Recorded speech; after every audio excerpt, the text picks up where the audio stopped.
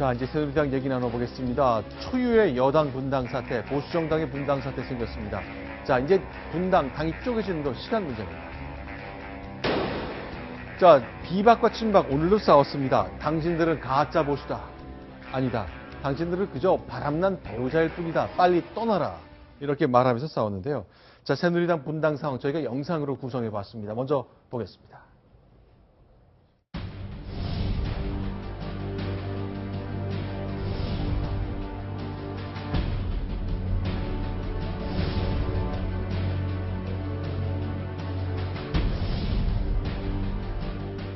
김현 씨는 뭐 대표 처남도 아니고 이명박 후보하고는 달라요. 큰형도 아니고 처남도 아니고 14년 전에 돌아가신 거예요.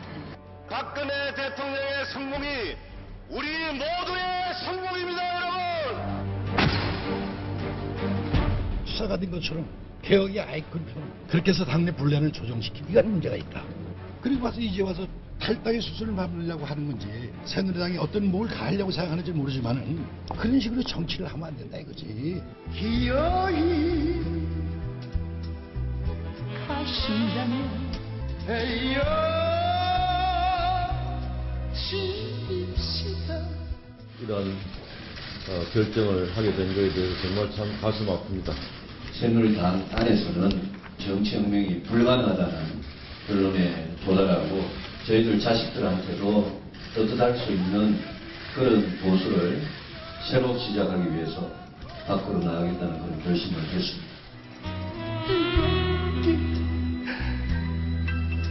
뜨겁게 안녕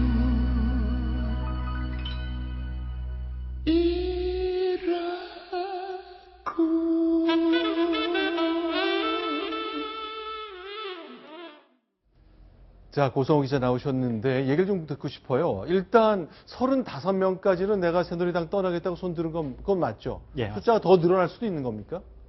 더 늘어날 수도 있고 또 줄어들 수도 있는 겁니다. 아, 줄어들 수도 있어요? 예, 있습니다. 네. 예, 오늘 아침 회의에 참석했던 한 의원이 하고 이제 아침에 전화 통화를 했는데요. 네. 그 당시 회의 분위기를 한번 얘기를 해줬습니다. 네. 이제 그 의원은 이 탈당 여부에 대해서 좀 고민했던 의원인데요. 근데 그 당시 상황이 너무 약간 열기가 강했기 때문에 네. 자신 있게 손을 두고 약간 보류시키자는 얘기를 못했다고 합니다. 네. 그런 의원이 자신뿐만 아니라 몇 명 더 있다는 얘기를 했습니다. 또 역으로 이제 소위 말하는 이제 친박 패권주의에 대한 반대 심리도 강하기 때문에 네. 35명 의원 말고도 새로운 의원이 중도에서 또 올 수 있다는 얘기도 저한테 분위기를 전했습니다. 자, 그럼 어제 저희가 쭉 설명드렸던 것 중에 재밌는 표현 중에 하나가 유사, 김이 뭐 그랬잖아요. 유승민도 탈당하면 40명쯤 나갈 거고 김무성만 탈당하면 20명쯤 나갈 거다였는데 일단 유승민, 김무성 둘 다 떠나는 걸로 결심을 했지 않습니까? 일단 저 정도면은 상당히 많은 숫자라고 봅니다. 네. 내부 비박계에서조차도 10명 혹은 많으면 20명 넘었으면 좋겠다 뭐 이런 얘기가 나왔었는데 네. 그 정도면 의외로 많은 숫자가 아마 친박계가 훨씬 놀랐을 겁니다. 아마 그동안에 배신자들은 나가라고 내쫓다시피 했지 않습니까? 그러나 저렇게 많은 숫자가 갈 줄은 몰랐겠죠. 네. 지금 비박계가 흔히 30명 내지 40명 정도 담는데 네. 35명이라면 거의 이탈 없이 다 간다는 얘기거든요. 거기다가 중도파들이 거기에 가세할 경우에 40명도 훨씬 넘을 수 있다. 그래서 정계 개편은 물꼬 같아졌다. 네. 전에 남경필과 김용태 같은 스몰 텐트를 만들었다면 네. 이제는 빅 텐트로 가기 전 단계인 미들 텐트 정도는 만들어진 상황이다. 그래서 이미 새누리당 급격한 핵분열로 지금 돌입했다고 봅니다. 그럼 친박 진영, 특히 이제 정우택 원내대표 가장 좀 다급할 것 같은데 예상보다 좀 많았나 보죠. 친박은 오늘 어땠습니까? 그러니까 어제 밤만 해도 친박계에서는 25명 안팎 정도로 생각을 했습니다. 25쯤 예상했다. 오늘 아침 회의 때 한 25명 안팎 정도 의원이 참석을 하고 네. 그 중에 한 3분의 2 정도만 찬성을 하면 네. 원내 교섭단체를 구성을 못할 수도 있다. 네. 그런 이제 추측을 했던 거죠. 글쎄요. 그래서 그런 건지 정우택 원내대표 오늘 영상을 저희가 쭉 추적을 해봤더니 굉장히 속 타는 장면들이 많이 나왔습니다. 예상을 깬 25 또는 그 좀 못 미칠 정도의 탈당 숫자를 예상했습니다만 35 안팎이라는 것 친박으로서는 좀 충격이 아닐 수 없는데 일단 정우택 원내대표의 모습도 역시 영상으로 준비했습니다. 소개합니다.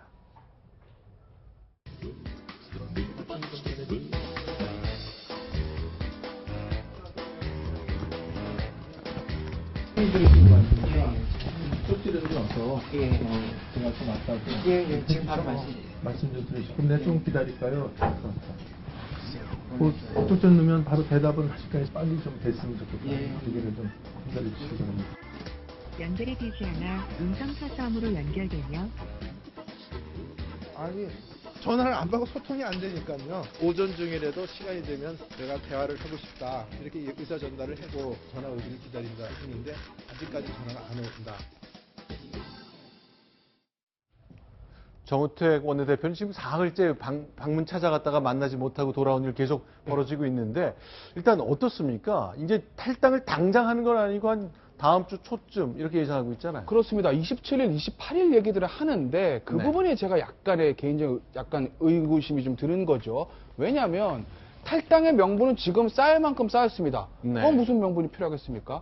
결핵만 남은 상태거든요. 네. 사실 탈당이라는 게 생각하기 쉽습니다.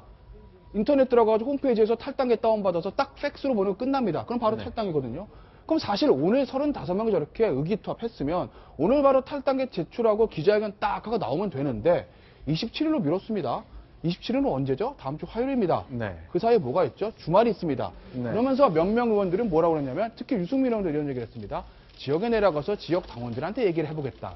네. 그럼 결국 만약에 영남 의원들 같은 경우에 갔다 와서 지역에 가봤더니 반대하는 게 너무 많아서 라고 혹시 주저앉지는 않을까. 네. 또는 며칠 동안 친박의 강력한 압박과 회유 때문에 또 몇 명이 탈당 생각을 접지는 않을까. 그런 걱정이 드는 것도 사실입니다. 만약에 그렇게 된다면 네.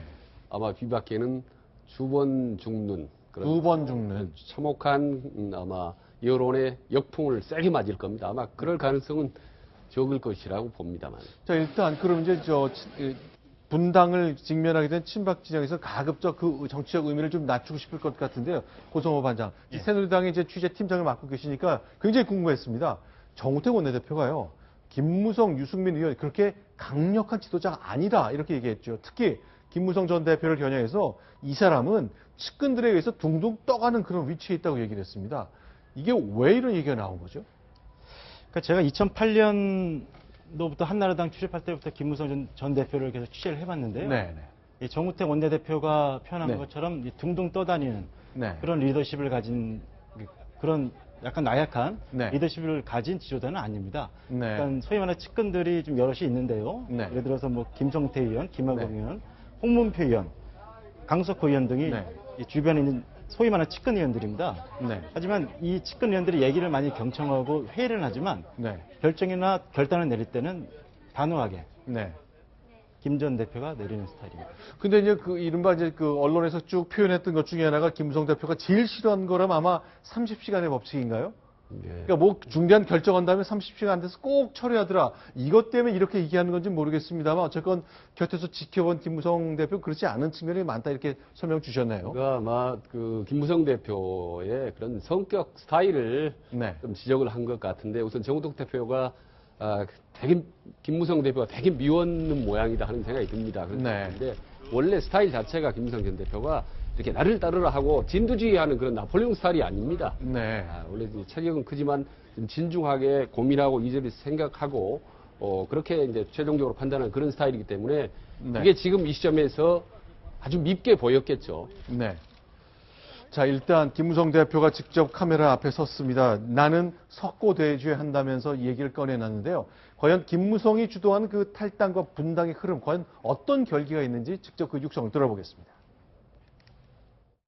저희들이 새로운 길을 가기에 앞서서 먼저 국민 여러분들께 석고 대죄하면서 용서를 구합니다.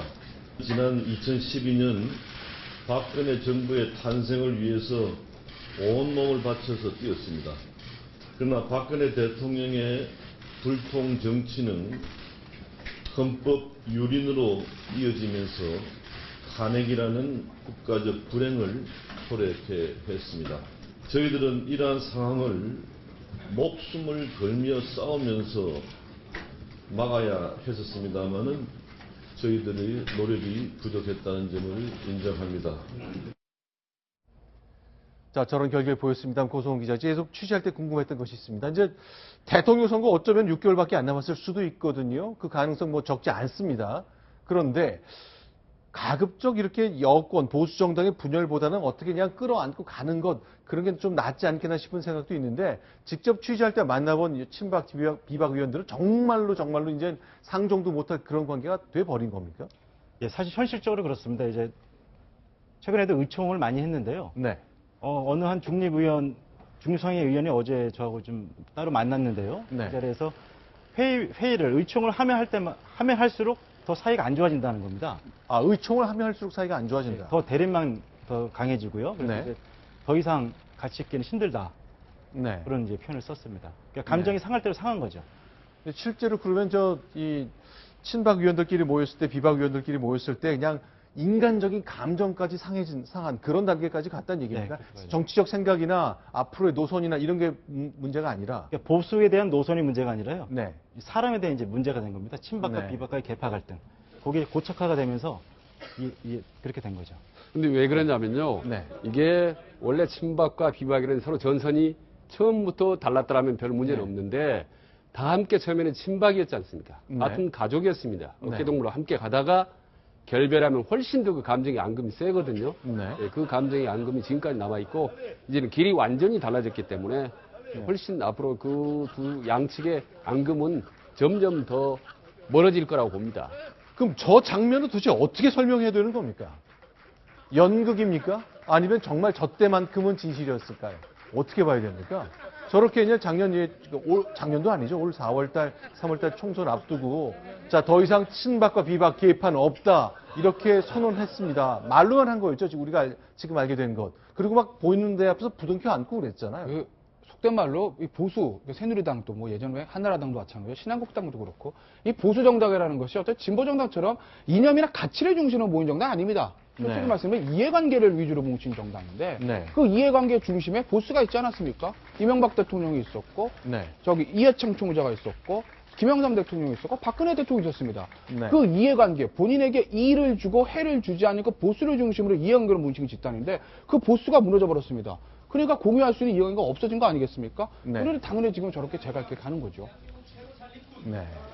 일단 저런 장면 보면 참 정치를 잘 모르는 분들, 현장에서 지켜보지 않은 분들은 아, 정말 친박 비박이 좀 관계 개선을 하려나 보다. 아, 이제는 좀 생각은 좀 달라도 한 식구니까 같이 가려나 보다 생각했지만 여지없이 그것이 깨진 것이고 우리가 정확하게 몰랐던 거죠. 예, 근데 대개 네. 정치인들 다 그렇습니다. 그리고 저런 거 잘해야 정치해요. 네. 예. 근데 그러면요, 이제 작년에 1년 전 이맘때 그 더불어민주당에서 국민의당이 이제 분당이 되어 왔는데 좀 여야를 좀 구분해 주십시오. 아니면 좀 비교를 해 주십시오, 최진 박사님. 그러니까 이 민주당 진영의 분열 그리고 보수 정당의 분열 이게 좀 다른가요? 아니면 정말 그냥 같이 한 식구가 되기 어렵다는 그런 감정 싸움 때문에 벌어진 걸로 봐야 되는 겁니다. 그러니까 당이 갈라지거나 이념적으로 갈라지면요, 외형적으로 크게 싸우지만 실질적으로 어떤 개인 감정은 크지 않습니다. 네. 근데 한꺼번에 한 울타리 안에 있다가 네. 흩어지게 되면은 갈라지기에는 훨씬 더 그 감정이 앙금이 더 세죠. 네.